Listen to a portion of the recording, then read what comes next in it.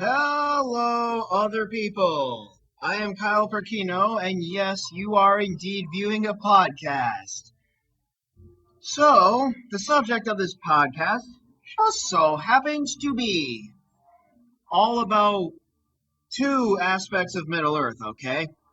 One is the Easterlings as a culture, and the other is of the Easterling homeland of Rhun, or Rundor, as I've discovered to be the elvish long name for it. Anyway, this is only my first episode, so I guess I'll lay the ground rules of what to expect here, okay? So, first of all, every episode is going to be just like this audio with the picture of the podcast, like the podcast picture, which is basically like a square sized portion of the 2006 Games Workshop Army book, A Shadow in the East, which is what my Age of the Ring submod is named in honor of, by the way. But yes, so there's that. And that picture you see for this podcast is going to be coupled with audio, but different audio for every episode. So, like, that's rule number one of what to expect. Same picture, different audio for every single episode. Cool. Glad we got that clarified. Numero dos of what to expect. Do you expect me to occasionally use a little bit of Spanish here and there, as Spanish was made a second language for me by my middle school attendants way back in fall 2007 to what was it? Oh yeah, spring of 2009. Fuck, was that a long time ago, by the way? Oh yeah, that leads me to number three. Do you expect me to use do you expect me to use words, language, and humor that is really not suited for listeners beneath the age of 15? How many expectations am I setting up? I guess since my lucky number is four, I'll go with the fourth and final one. Do you expect me to stay on topic for over 90% of every episode's duration and only get off topic for like a total of like 10% or less? All right. Now that I've got the ground rules of what to expect, and yes, there is only four of them, and that's not just in honor of my lucky number being four, let me get into why I decided to podcast about these fictional humans and their mystical, mysterious homeland. So, for this pilot episode, and here's the topic of the title, by the way, I'm going to go right ahead and talk about this. My history with the fictional culture known as the Easterlings. Excuse me. I first noticed these guys in the Two Towers movie in theaters all the way back in 2002 when I was 8. And when I first saw them on screen, my only feelings that I felt were feelings of curiosity. It was all like, huh, who are these people? I like their costume and their props. And yeah. And so when I saw that, I thought some, and then later in the movie they said that one of the ranger characters talked about, oh, Easterlings and Southlands passing through the Black Gate. And I'm like, okay, which ones were those cool looking guys? Were they the Easterlings or were they the Southlands? And come to find out through a Google image search that I would do in like beginning of 2003 or so, I found out like, let me just go in alphabetical order. Easterlings. Like typing into Google search back then. And sure enough, I found out that these that those cool looking guys with the brass armor and the samurai looking helmet horns and the Saracen knight looking purple clothes, well, purple, red, and black, actually. Three colors in one costume. Can you believe that? But yeah, those cool looking guys at the Black Gate turn out they're known as the Easterlings. And they live in a really mysterious homeland known as Rhun. Hold on a second, let me. All right, so Then I saw the Return of the King movie. I saw them in action in only one scene, the scene where the gates of Middle-earth fall apart from that giant lead battering ram in the shape of a wolf, that scene. And I'm like, huh, okay, so these guys can plow through the rubble of a shattered gate very easily, and through enemy soldiers pretty easily too. And so I found out what else are these guys capable of? Oh, these movies based on books by J.R.R. Tolkien? I guess I better read those, I thought to myself. I would later think to myself in 2004, the year on which I would turn 10 and in which the Battle for Middle-earth saga of computer games would begin and introduce itself to me. Lo and behold, I find out that their armies don't only consist of pike and shield guys and two-handed battle axe guys. They also have swordsmen and bowmen upon horses, so mounted archery basically. And they have chariots driven by captains. And they even have these things called wagons or wains, which I Google image searched that too. And you ever see in like either one of medieval movies or cowboy movies, those four-wheeled wagons with the tubular tents over them, and that every one of them is either pulled by two horses or two cows? Yeah, that four-wheeled contraption is what a wain is. And if it has that tubular tent looking thing over it, then I suppose you can call it a laden wain. So yeah, and I'm like, whoa, these guys have a roster, don't they? And then in the Two Towers book, I read gleaming spears and helmets, and I'm like, well, I already knew that from the Two Towers movie. Then in the Return of the King book, I read about how they're completely fearless, strong and war hardened, and ask no quarter was the line from the book. And of course, what I find out about what they've done is they not only broke the line of kings of Gondor in, what was it, 1944 of the Third Age, which was, I have my phone here, let me get its calculator out. How many years before the events of the Lord of the Rings movies is that? I'm about to find out for you, lads. 3021 minus 1944. 1077 years before the events of the Lord of the Rings movie trilogy. Yeah, so that's how that goes. And sure enough, I found out about that and about the Battle of Dale and subsequent Siege of Erebor, and how they would have won that were it not for Frodo's success on his quest for Mount Doom. And I'm like, holy smokes, these Easterlings are badasses. Beyond renown, look at them. I want my own army of them, I thought to myself, because I was only 10 at the time. Sure enough, 2 years later, I would rescue this little thin, like, printer paper sized pamphlet called Warhost Gaming in Middle Earth. Felt like parchment to me at the time. Rescued that from being used as fire fuel. And that's really what, gave birth to what would be my collection of Citadel miniatures based on these guys, the Easterlings. And what would lead to my buying of the Shadow in the East Army book. My first copy, unfortunately, got torn apart by, I can't remember if it was a flood or if it was a smoke issue. I know it was some like house issue that required emergency services attention. Well, I don't know, some emergency along those lines. I don't exactly remember. Destroyed my first copy, but in my adolescence, I would buy a second copy, and that's the copy I have now. Now that I'm pushing 30. Anyhow, the so basically,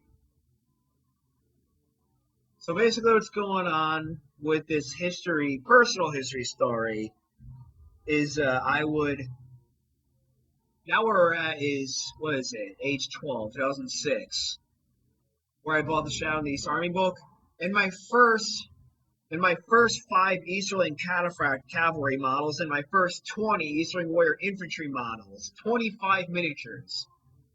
And I wasn't really used to the Citadel painting system, so I would only paint each of the areas with only one color each, like one color for armor, one color for silks, one for sashing boots. Oh wait, no. Let me try that again. One color for armor, one color for blades, one color for wood, and then I would have one for the shawl, robe, and pants to share, and then the final color would be the one for sash and boots and quiver to share. Little did I realize that there was a much more artistic painting system that was in the nature of the Games Workshop hobby than that. And I didn't really get into it until like I don't know, 2010, my 16th year of existing, something along those lines. And yeah, sure enough, how many times have I said that? Sure enough, by the way.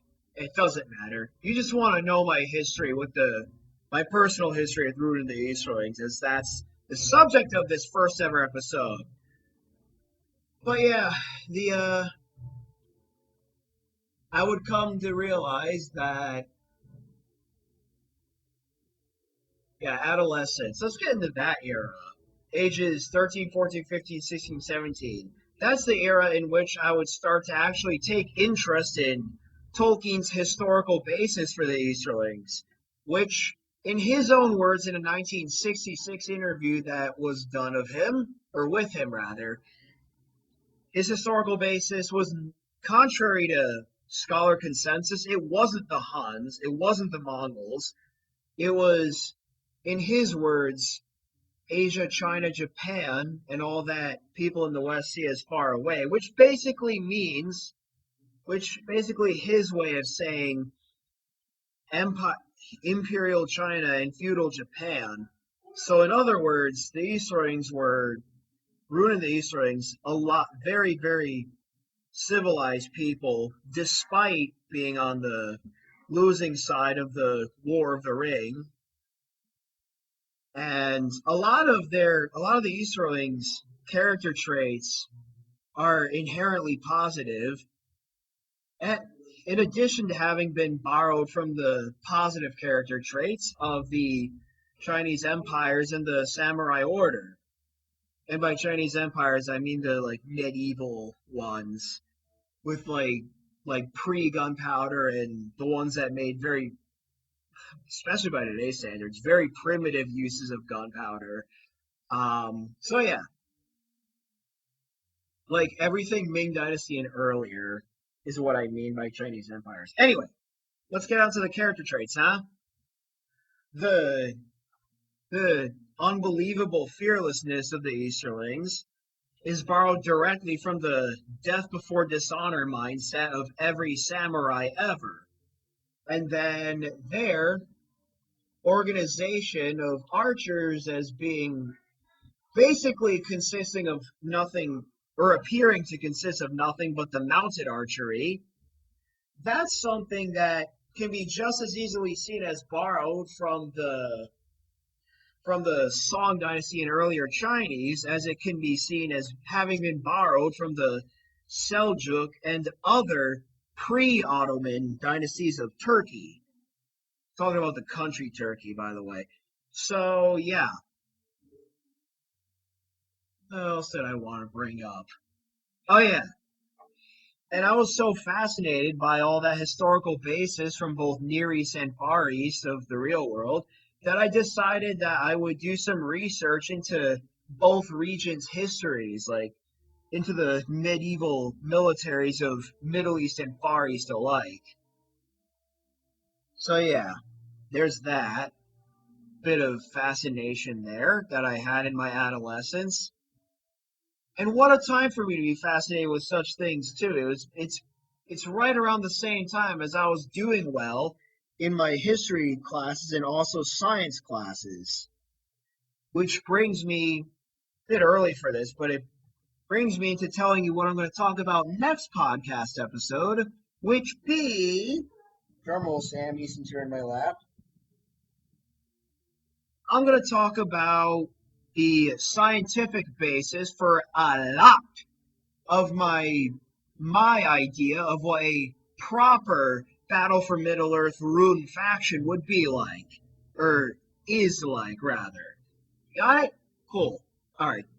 Now that you know what to expect. Next episode to be about, I'm going to go ahead and talk about where my fascination with this fictional culture is now.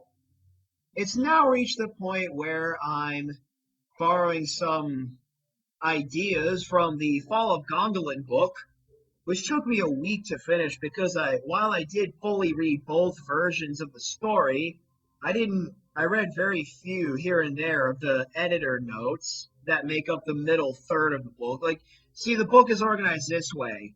In the front is the old version of the story, middle editor's notes, and then the back third, or bottom third if you have it laying down face up, is the new, possibly current version of the story.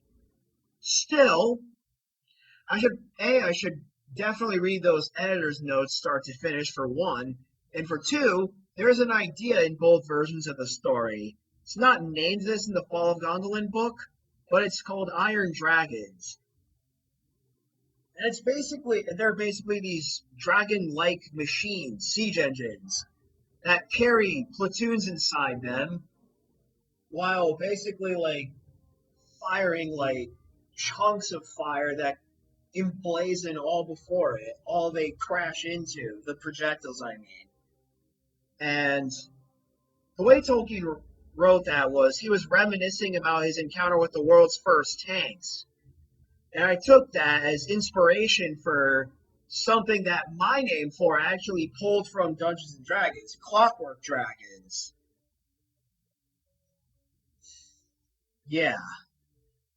So yeah, there's that. I took inspiration from the Fall of Gondolin for the heaviest of the heavy siege engine artillery of my idea of a Battle for Middle-earth Rhun faction. And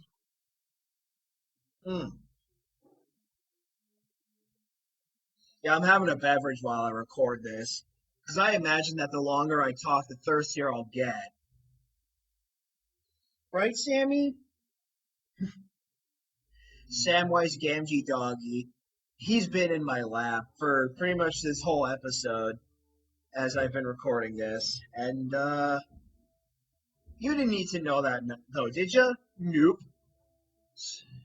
Nevertheless, where I'm at now is I'm borrowing from Fall of Gondolin, borrowing ideas from Fall of Gondolin and names for them from D&D. I'm also allowing my love of science as my favorite nonfiction subject to basically pour into basically how I go about writing a lot of the elements of this. There's also a lot of historical basis of the same sort as J.R.R. Tolkien himself did for Rhun and the Easterlings, according to his answers to the 1966 interview question of, "Oh, what lay east of Rhun, Professor Tolkien?" And that stuff I quoted about Asia, China, Japan, anything else far away earlier, excuse me, that was his answer in those words. Yeah. But I'm making sure I don't draw too heavily from those two or any other Far Eastern cultures or even any Middle Eastern cultures, because I don't want to insult any of them. Like, for their aesthetics and for their scientific, pre-Renaissance scientific discoveries and prowess and such, I respect them a lot. And two, I don't want to insult any of them for those reasons. And what else? Oh, yes. And because the Easterlings are a fictional culture, that even though I'm humanizing them extensively with the way I'm writing my Rhun, and with the way I'm conducting this podcast too, I'm still having to respect the fact that they are a force of opposition to the protagonists of all three Lord of the Rings books, and that they are allies with the main antagonists of the same books as well. Yeah, it's a bunch of, in summary, it's a bunch of interests that I have to balance and consider equally with my, it's the same interests that had to be considered equally by Peter Jackson and his movie crew in making the original Lord of the Rings film trilogy, and he did. The crew did. I think they could not have done a better job with balancing those concerns than the job they did making those films, okay? I guess I'll cap my episode here, my first ever episode.